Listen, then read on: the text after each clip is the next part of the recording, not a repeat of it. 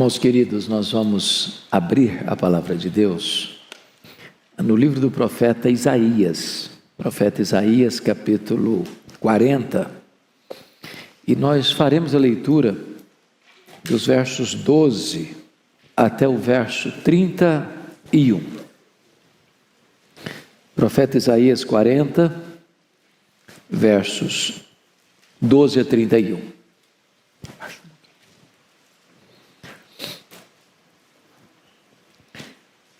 Eu peço que depois da leitura você mantenha a sua Bíblia aberta comigo nesta passagem. Peço só que você perceba um detalhe. O texto todo vai ser regido por perguntas retóricas. Nas próprias perguntas a resposta já está embutida. Então leia com esse entendimento. Ele está tratando da majestade de Deus e ele diz assim: quem na concha de sua mão mediu as águas e tomou a medida dos céus a palmos? Quem recolheu na terça parte de um éfa o pó da terra e pesou os montes em romana e os outeiros em balança de precisão? Quem guiou o Espírito do Senhor? Ou como seu conselheiro o ensinou? Com quem tomou ele conselho para que lhe desse compreensão? Quem o instruiu na vereda do juízo e lhe ensinou sabedoria e lhe mostrou o caminho de entendimento? Eis que as nações são consideradas por ele como um pingo que cai de um balde, ou como um grão de pó na balança. As ilhas são como o pó fino que se levanta. Nem todo o Líbano basta para queimar, nem os seus animais para um holocausto. Todas as nações são perante ele como coisa que não é nada. Ele as considera menos do que nada, como um vácuo. Com quem comparareis a Deus? Ou que coisa semelhante confrontareis com ele? O artífice funde a imagem e o ourives cobre de ouro e cadeias de prata forja para ela.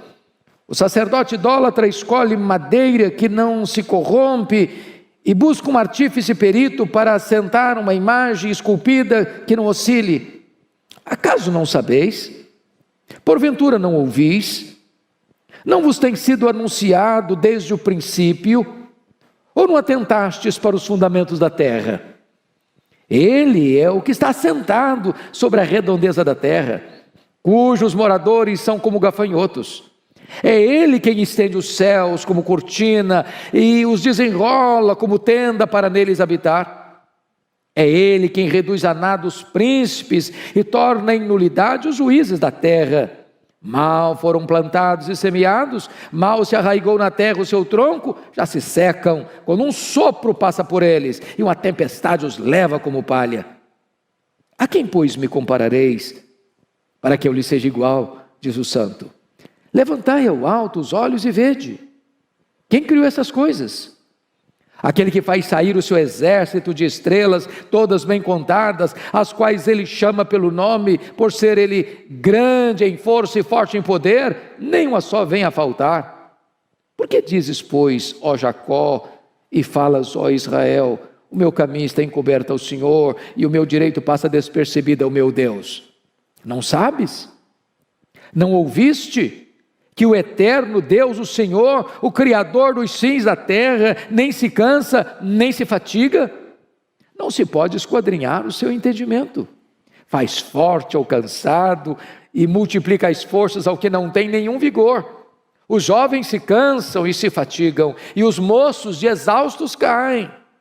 Mas os que esperam no Senhor renovam as suas forças, sobem com asas como águias, correm e não se cansam, caminham e não se fatigam. Amém. Aleluia. Irmãos amados, eu gostaria hoje de pensar com vocês como nós poderemos ter a nossa força renovada, a nossa esperança revitalizada, a nossa alegria remoçada.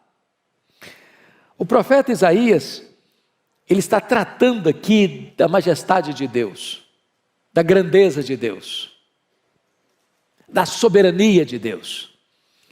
E eu não encontro nenhuma razão mais eloquente do que esta para termos uma igreja viva e uma igreja forte. A Bíblia diz que o povo que conhece a Deus é um povo forte e um povo ativo. A W. Tozer, que foi talvez um dos mais importantes escritores do século passado, ele diz que o maior problema da igreja, e ele está falando da igreja do século passado, e nós falamos da igreja de hoje, é que muitas vezes nós passamos a maior parte do tempo olhando para o nosso próprio umbigo, tomando o nosso próprio pulso. Se nós conhecermos a Deus, prosseguirmos em conhecer a Deus, isso é a própria essência da vida eterna. Foi Jesus quem disse: a vida eterna é esta, é conhecer a Deus e conhecer a Jesus Cristo, a quem tu enviaste. Mas quem é o nosso Deus? Quão grande é o nosso Deus? Quão poderoso é o nosso Deus? Quão digno de confiança é o nosso Deus? Quão digno de honra e glória é o nosso Deus? Pois bem, no texto que nós acabamos de ler, ele vai mostrar para nós a grandeza desse Deus. Primeiramente, notem comigo, em relação à própria criação que existe. Notem, por favor, o versículo 12, o que está escrito: quem na concha da sua mão mediu as águas e tomou a medida dos céus a palmos? Quem recolheu na terça parte de um éfa o pó da terra e pesou os montes em romana e os outeiros em balança de precisão? Ele está usando uma linguagem poética, mas ele está usando uma figura para nós incompreensível. Vejam vocês, mediu as águas na concha da sua mão? Se você pensar no Pacífico, no Atlântico, no Índico, no Mediterrâneo, nos mares, nos rios, pensa o que é isso? Tente esvaziar o Atlântico aí com um baldinho, veja quanto tempo você vai levar. É incompreensível para nós entender que ele tomou a medida dos céus a palmos.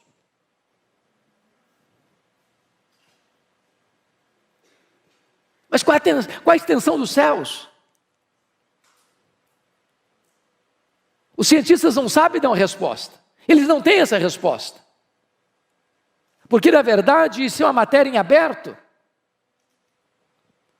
O que nós sabemos é que este universo, que ele mediu a palmos, não é infinito, porque a infinitude é atributo exclusivo de Deus. Mas se conhece, se sabe hoje que o nosso universo tem mais de 93 bilhões de anos-luz de diâmetro.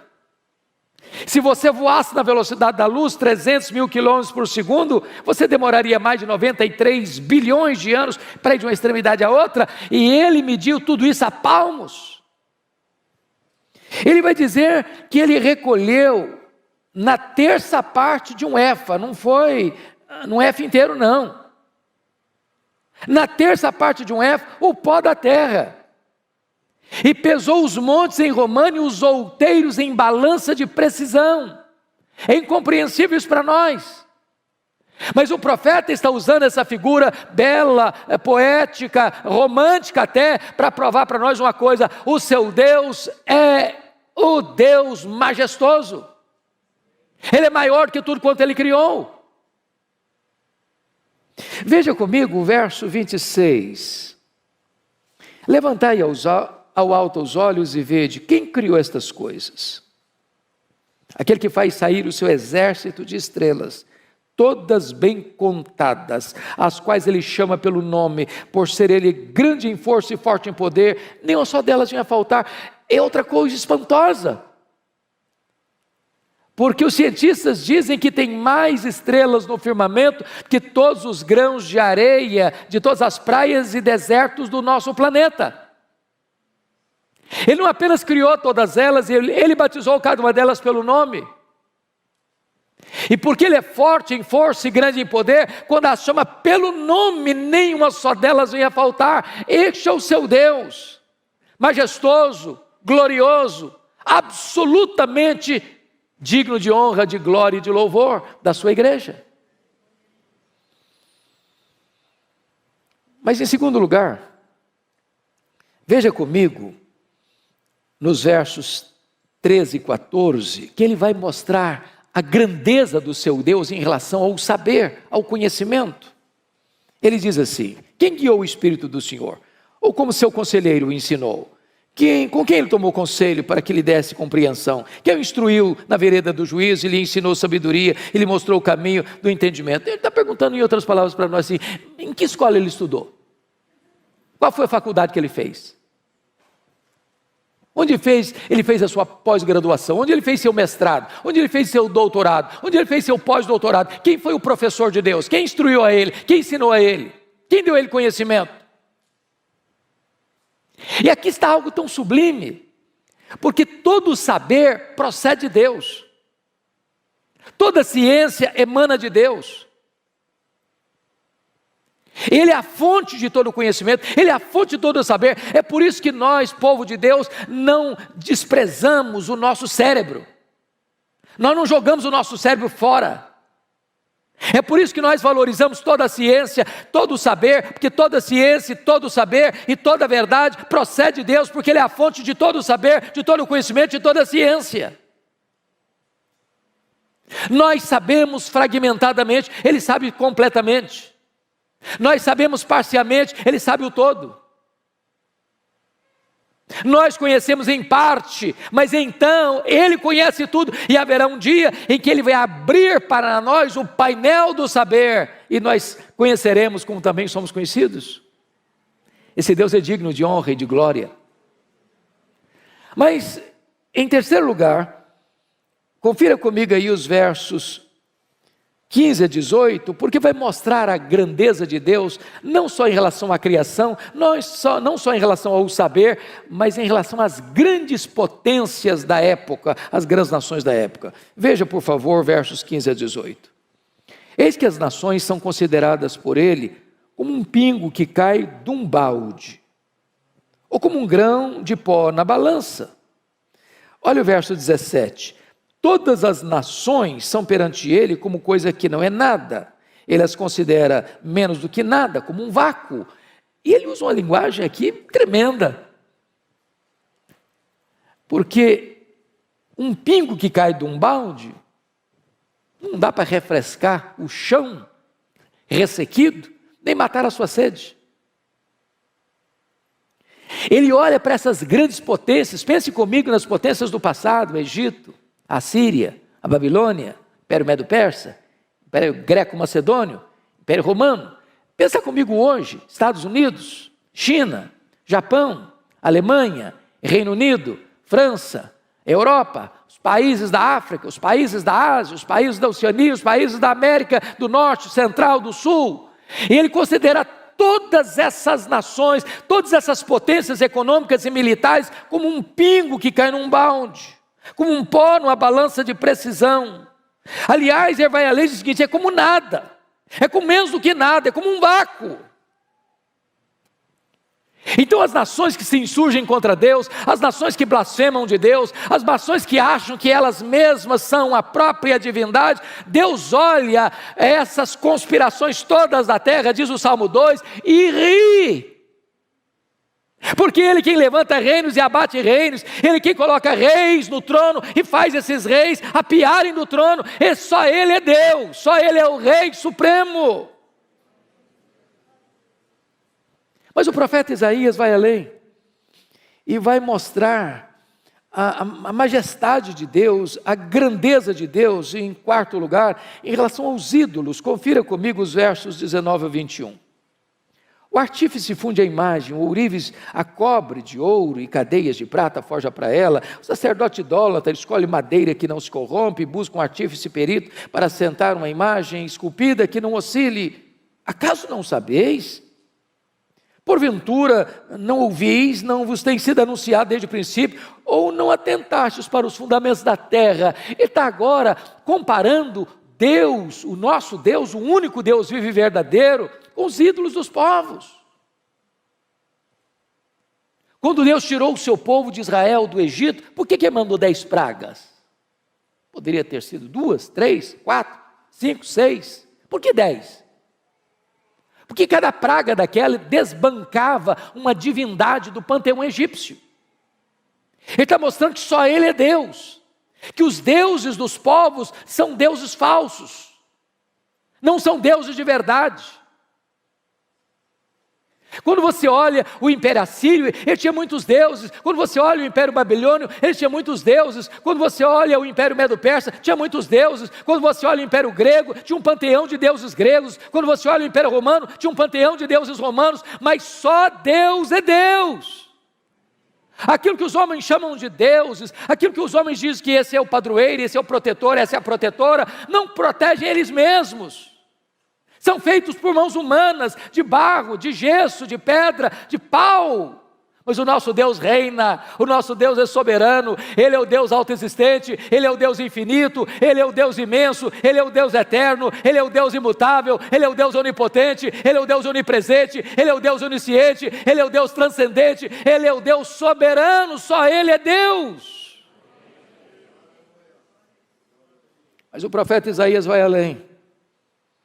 Vai mostrar para nós agora a grandeza deste Deus em relação aos governantes da época, os príncipes da época. Olha o que ele vai dizer nos versos 22 a 25. Ele é o que está assentado sobre a redondeza da terra, cujos moradores são como gafanhotos. É Ele quem estende os céus como cortina e os desenrola como tenda para neles habitar. Ele quem reduz a nada os príncipes e torna em nulidade os juízes da terra. Mal foram plantados e semeados, mal se arraigou na terra o seu tronco, já se secam quando um sopro passa por eles, uma tempestade os leva como palha. Onde está a soberba dos faraós? Onde está Senaqueribe? Onde está Nabucodonosor? Onde está Ciro o Grande? Onde está Dario I? Onde está Alexandre o Magno? Onde estão os Césares de Roma? Onde está Júlio César? Onde está César Augusto? Onde está Tibério César? Onde está Calígula? Onde está Cláudio? Onde está Nero? Onde está Domiciano? Onde está Décio? Onde está Diocleciano? Onde estão os grandes imperadores? Onde estão os grandes reis? Eles sobem ao poder, eles descem ao poder, a flecha da morte os atinge lá nos seus palácios, mas o nosso Deus reina, o nosso Deus reina, o nosso Deus reina, só Ele é Deus. E agora, o profeta Isaías vai mostrar para nós as implicações disso. Porque se eu creio nesse Deus, que é soberano, que é majestoso, isso tem implicações. Tem implicações. Então vejam comigo como é que Isaías vai aplicar isso no verso 27. Por que, pois, dizes, ó Jacó, e falas, ó Israel, o meu caminho está encoberto ao Senhor, e o meu direito passa despercebido ao meu Deus. Aí você começa a perceber que as próprias queixas do povo tinha a ver com o fato, o povo não estava conhecendo o seu Deus. Aliás, lá no começo do livro, Isaías diz que o boi e o jumento conhecem o seu dono. Mas o povo de Israel não estava conhecendo o seu Deus. Se nós não conhecermos a Deus, irmãos, nós seremos um povo fraco, tímido, acovardado. Nos assustaremos com qualquer barulho produzido pelos homens. E aí o profeta pergunta assim: por que dizes, ó Jacó, e falas, ó Israel, o meu caminho está encoberto ao Senhor, o meu direito passa despercebido ao meu Deus? Nota que são duas queixas graves contra Deus. A primeira delas é que Deus não está notando o que está acontecendo. A segunda é que Deus é injusto. Porque se o meu caminho está encoberto ao Senhor, é porque não é onisciente, é porque não sabe, é porque não vê, é porque Ele é limitado. Agora, quando Ele diz aqui que o meu direito passa despercebido ao meu Deus, está dizendo, Deus é injusto, eu mereço e Deus não me dá. Eu estou passando por uma situação que eu não mereço passar. Eu mereço coisa melhor. Eu devia ter coisa melhor. E Deus não está me dando o que eu mereço.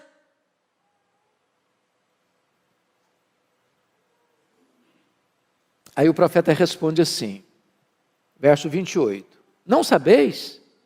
Não ouviste? Ou não sabes, não ouviste que o eterno Deus, o Senhor, o Criador dos fins da terra, nem se cansa, nem se fatiga, não se pode esquadrinhar o seu entendimento. Então, quer dizer uma coisa para você, Deus não fica lá no céu esfregando as mãos. Deus não é pego de surpresa. Deus não fica em apuros. Deus não está lá sem saber o que fazer com a pandemia. Deus não está lá sem saber o que fazer com os dramas que você está vivendo. Ele é Deus, ele não fica cansado, ele não fica fatigado, ele não fica em apuros, ele não fica contra a parede.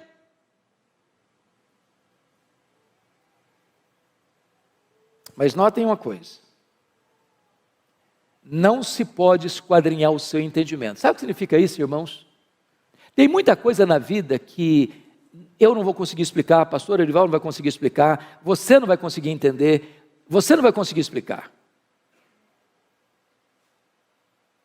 Porque se eu pudesse entender Deus no seu aspecto pleno, eu seria igual a Ele, eu não seria Deus.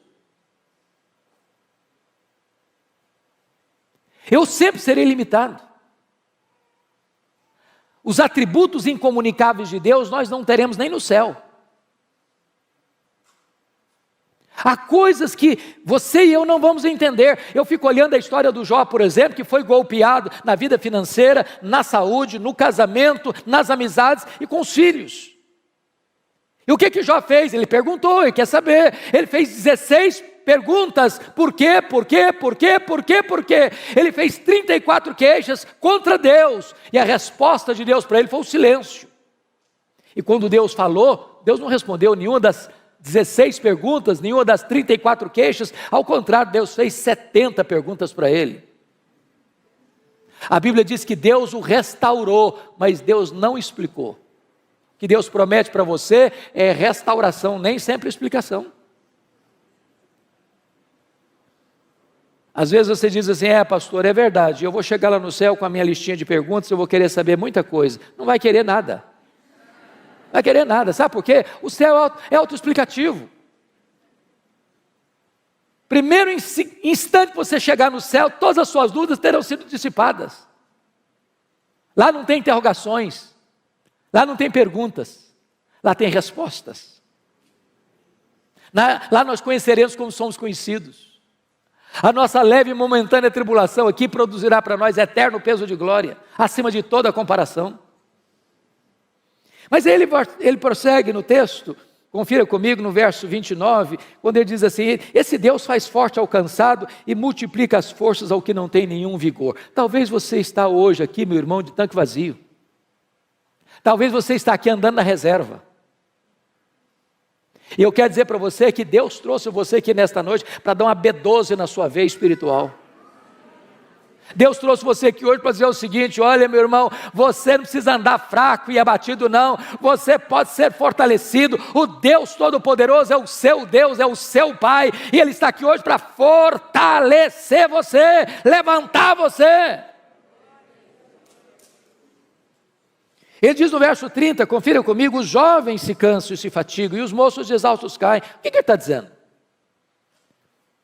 Hoje eu assisti o sermão do pastor Ival, das 8 horas, e ele deu uma pincelada nesse assunto aqui.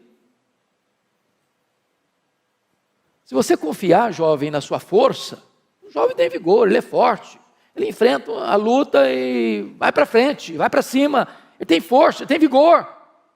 Mas isso é limitado, sabia? Tem muito jovem cansado. Tem muito jovem arquejado. Tem muito jovem fatigado. E é Deus, e só Deus pode multiplicar suas forças, renovar seu ânimo, dar esperança para você. Por isso o texto no verso 31 diz algo sublime, mas os que esperam no Senhor, renova suas forças. Não é o forte na sua força, não é o sábio na sua sabedoria, não é o rico na sua riqueza, é os que esperam no Senhor. Não é o trabalho que você tem, não é a empresa que você dirige, não são os negócios que você tem, não é a tradição da sua família, não é os diplomas que você granjeou nos seus estudos acadêmicos, é os que esperam no Senhor. E aí ele faz uma comparação interessante.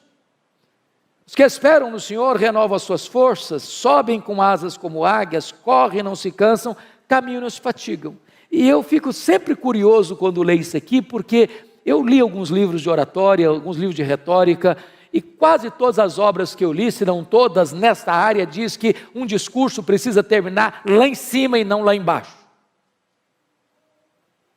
E se você e eu fôssemos o escritor desse versículo aqui, talvez seguindo as leis da retórica, da oratória, nós mudaríamos os verbos.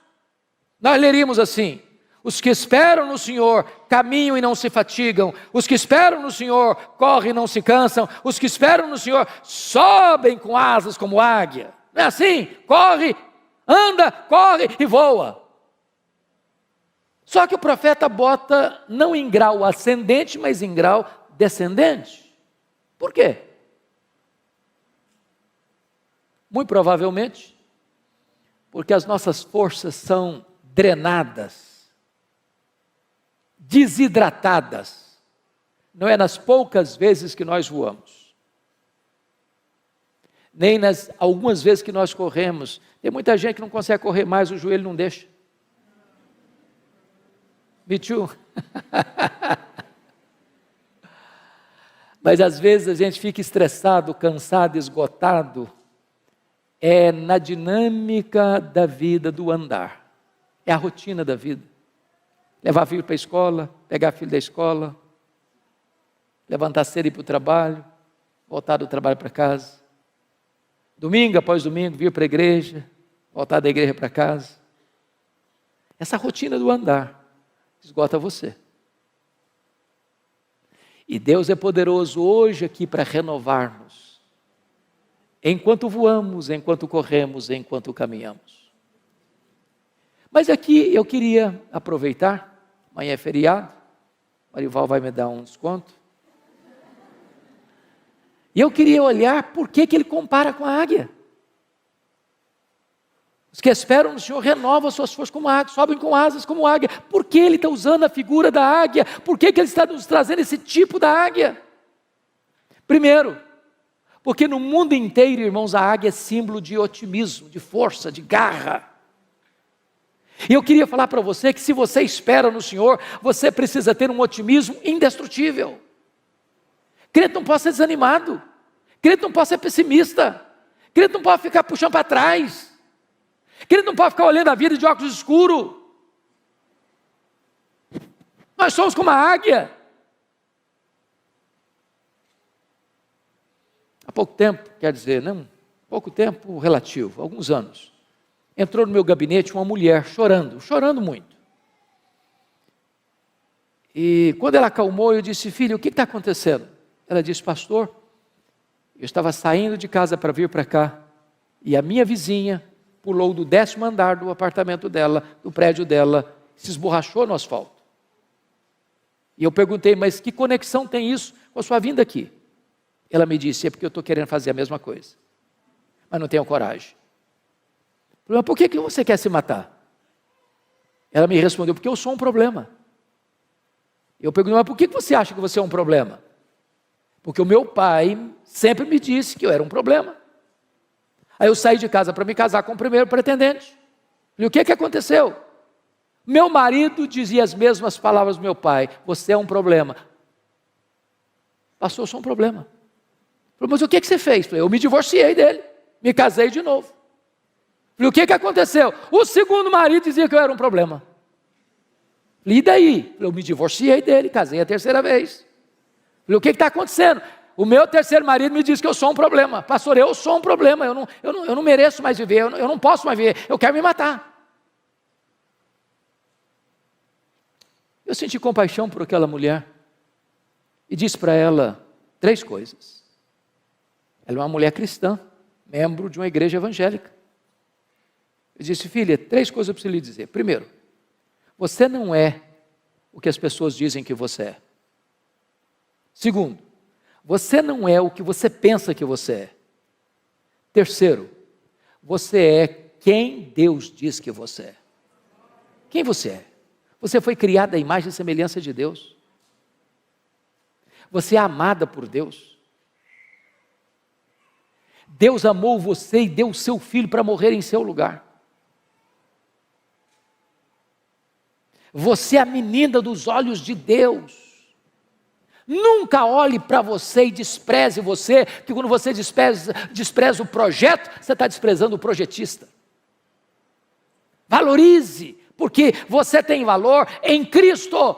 Em Cristo você é precioso, você é preciosa. Então lute pela sua vida, em vez de desistir dela. Mas ainda, irmãos, em segundo lugar, se nós somos como a águia, isso nos ensina uma segunda lição, o princípio da piedade progressiva. Diz os estudiosos que a águia sempre gosta de voar alto, alto, alto, sempre um pouquinho mais alto. O que significa isso se somos como a águia? Significa que o crente não pode ficar de altos e baixos, de avanços e recuos, em zigue-zagues na vida. Temos que voar alto, viver altaneiramente, pensar nas coisas lá do alto. Nós somos cidadãos dos céus. Aqui nós estamos como peregrinos e forasteiros. Aqui não temos casa permanente. Aqui não está o nosso lar permanente. Aqui não está a nossa pátria permanente. Nós somos testemunhas aqui, mas estamos a caminho da glória. Há uma outra ave que não consegue voar bem, sabia? Os voos são curtos, são baixos e desastrosos. É o pelicano. Mas sabe por que o pelicano não sabe voar alto, não consegue voar alto? É porque tem um papo muito grande. Sabe por que alguns crentes não conseguem voar alto? Tem um papo muito grande. Gente ensimesmada, gente narcisista, gente egoísta, gente que se sente um gigante quando não passa de um pigmeu. Mas a águia nos ensina uma outra coisa impressionante, é o princípio da dependência de Deus, total. Se você já viu uma fotografia, ou já viu uma águia de perto, ou uma fotografia bem feita, ou um desenho bem feito, você vai perceber que a águia tem as asas enormes, aparentemente desproporcionais ao tamanho do corpo. E por quê? Certamente não foi um cochilo do Criador, não foi um erro anatômico de Deus. A águia tem as asas tão grandes, sabe por quê? Porque ela faz voos muito altos e muito longos. Então a águia não fica ruflando as suas asas como um beija-flor. Ela chega lá nas alturas, aplana as asas e deixa que o vento a carregue. Se nós quisermos vitória na nossa vida espiritual, não é na força do braço, não é na força do nosso conhecimento, não é na autoconfiança. A Bíblia diz: não é por força, não é por poder, é pelo meu Espírito, diz o Senhor dos Exércitos. A Bíblia nos fala da plenitude do Espírito Santo. Nós temos que ser levados pelo vento do Espírito, para termos uma vida sublime, altaneira, para a glória de Deus. Mas, amados irmãos, os estudiosos foram olhar a águia e descobriram uma coisa aqui impressionante. A águia tem a capacidade lá nas alturas, a 1000 metros, olhar lá embaixo e ter clareza do alvo. E ela faz um voo como uma flecha para atingir o seu alvo. Quando foram pesquisar sobre isso, descobriram que nós temos na nossa retina um dispositivo chamado de fóvea, que nos dá a capacidade de olhar um quadro geral e nos concentrar num quadro específico. Como se eu estivesse olhando para o Arival, pastor Arival, mas não perdendo de vista o auditório. A capacidade que eu tenho de tirar um close do rosto dele sem perder vocês, é que eu tenho na minha retina esse dispositivo chamado fóvea. A águia, os estudiosos descobriram, ela tem 3 fóveas. Ela ao mesmo tempo consegue enxergar um alvo acima, na frente e embaixo. Mas se nós somos com a águia, o que significa isso? Nós temos que ter visão para cima, para o alto, para Deus. Tem gente, irmãos, que é cientista, pós-doutorado em algumas áreas do saber humano e não enxerga um palmo acima da cabeça. Tem um mínimo de discernimento espiritual. Tem gente que se tornou crente, muita gente se tornou crente e ficou uma pessoa assim alienada. Ela não tem mais conexão com a história, ela não tem mais conexão com a vida, ela parece que perdeu a capacidade de pensar e de refletir. Nós temos que conhecer a história, nós temos que conhecer o que o homem está pensando, nós temos que conhecer o que está acontecendo aí fora, nós temos que olhar para frente e discernir o nosso tempo, nós temos que ser como os filhos de Issacar, especialistas no tempo em que vivemos, para não sermos massa de manobra. Mas nós temos que olhar lá para baixo, irmãos. Eu estou chegando hoje de Guiné-Bissau, estava compartilhando com o pastor a dor do meu coração. A dor do meu coração. Eu estive em 2019 em Angola, já fiquei chocado, mas Guiné-Bissau é dezenas e dezenas de vezes uma situação mais crítica do que Angola. A pobreza generalizada. A expectativa da população é ter um prato de comida por dia. Quando a pessoa melhora a sua condição de vida, ela consegue cobrir a casinha dela de zinco, que faz barulho demais quando chove, e é quente demais, e é um país muito quente. Não tem emprego, não tem dinheiro. Estava retornando, conversando com a médica que estava lá, prestando serviço de caridade, e ela disse que o único hospital, as camas estão podres e não tem o mínimo de remédio, mas o mínimo, o básico do básico. Mulheres, crianças e velhos com a bacia na cabeça, vendendo um pouquinho de pepino, ou de cebola, ou de batata, para conseguir um pouquinho de comida naquele dia. E nós precisamos olhar para baixo. E termos misericórdia, não só de sentimento, mas de ação, de fazer alguma coisa. Quando tantas vezes você reclama da casa que mora, do carro que anda, da comida que tem na mesa.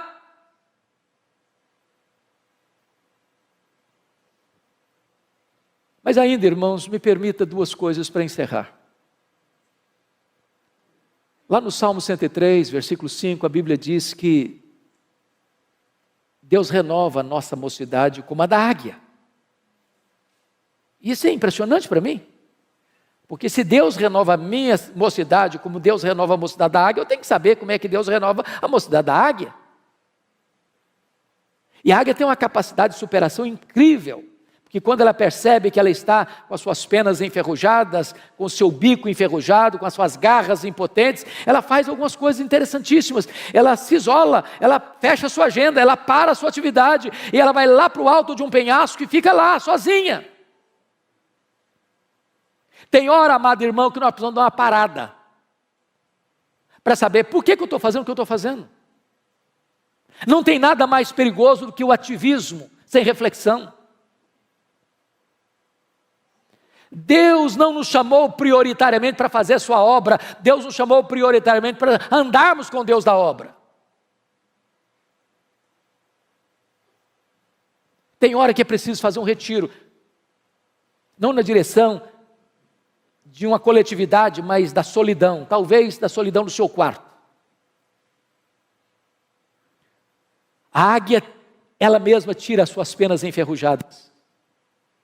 Talvez é hora de você tirar algumas penas enferrujadas. O pastor já explicou dos pecados. Alguns pecados, alguns hábitos, alguns vícios, algumas manias, algumas idiosincrasias.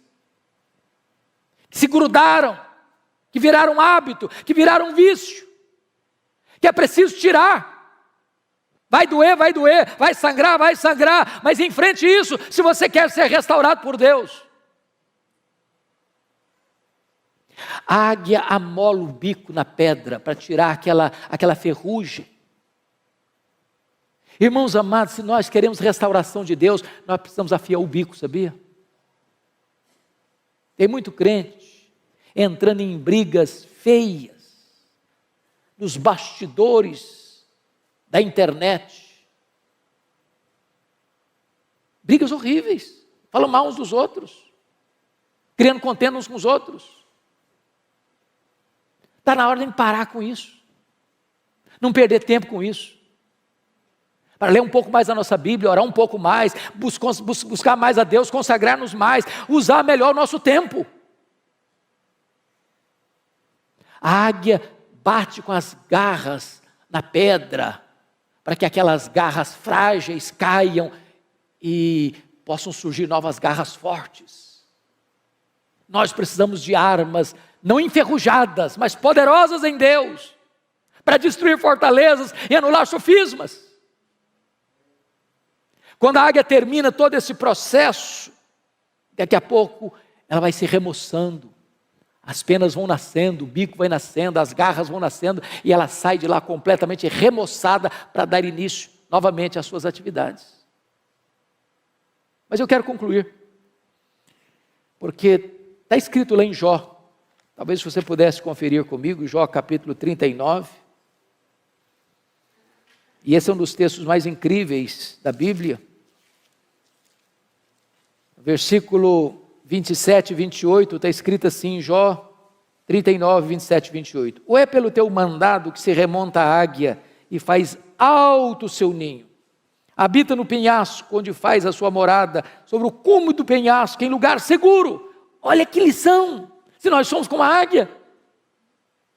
A águia coloca o ninho dos seus filhos no alto dos penhascos, longe dos predadores. Meus irmãos, se existe uma geração que tem predador de criança, é a nossa geração.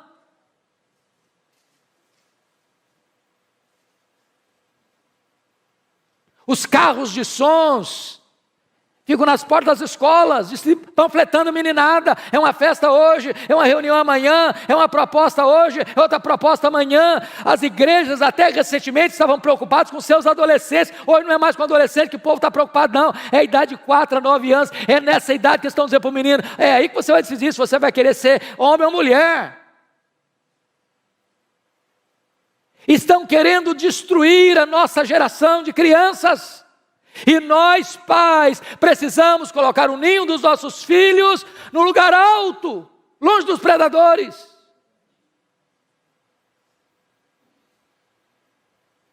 Agora vá comigo para Deuteronômio 32:11, porque tem outra lição importante lá, sobre a águia, essa questão do cuidado da família. 32:11 está escrito o seguinte: como a águia desperta a sua ninhada e voeja sobre os seus filhotes, estende as asas e tomando-os, os leva sobre elas. O que ela está querendo dizer aqui? O que é isso aqui? Quando os filhotes da águia, lá no alto dos penhascos, está na hora de sair do ninho, está na hora de começar a vida, o que ela faz? Ela vai lá em cima e começa a voar em cima do ninho. Sabe o que ela está dizendo para os filhotes? Olha para mim, faça o que eu faço, siga o meu exemplo. Nós ensinamos mais os nossos filhos com exemplo do que com palavras, porque os nossos filhos nos veem mais do que nos escutam.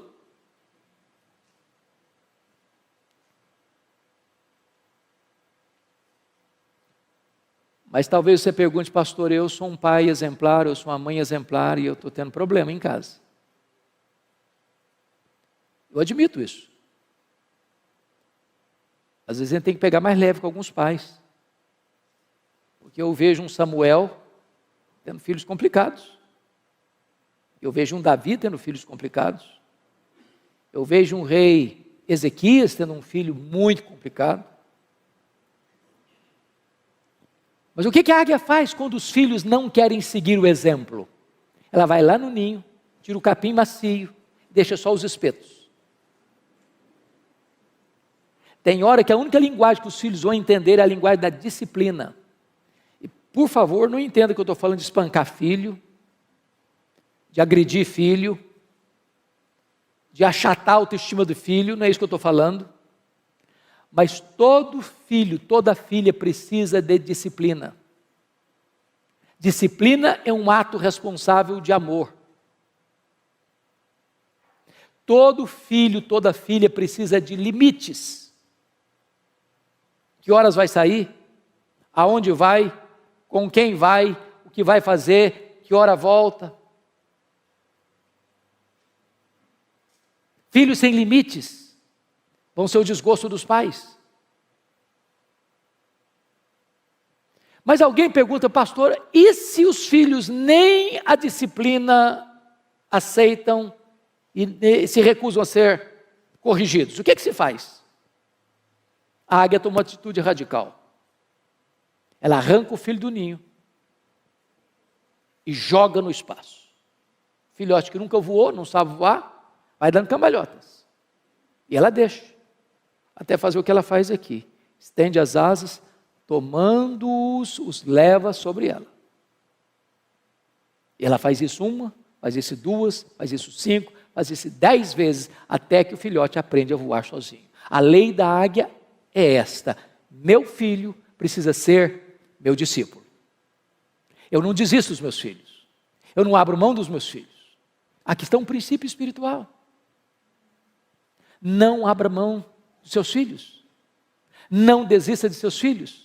Você não gerou filho para a morte, você não gerou filho para o cativeiro, você não gerou filho para povoar o inferno. Seus filhos são herança de Deus. Lute por eles, chore por eles, ore por eles, jejue por eles, não desista deles. Mas eu encerro aqui, contando para vocês um fato que marcou minha vida, quando li essa história, há muitos anos. Aconteceu no Rio de Janeiro. Uma escola militar, de orientação militar, filho de um militar. Esse menino chamava Netinho. E um dia a professora do Netinho, ele era um pré-adolescente, foi abordado pela sua professora, porque a professora entendeu que ele estava colando na prova. Tomou a prova dele, deu 0, chamou os pais e expôs a situação diante do menino.